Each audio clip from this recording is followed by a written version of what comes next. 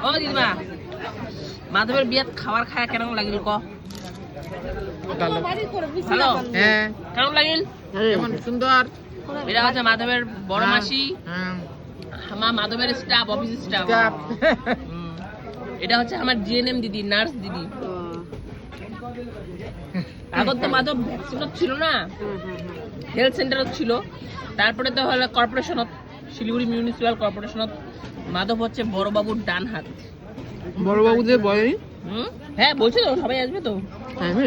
ওকে বড় ওরা সেই ভালোবাসে কি করবো আসবে না দারুণ হয়েছে দেখো তো মোট থালি খান একদম পরিষ্কার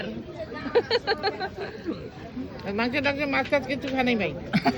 একদম খাও নাই। ডাল ভাত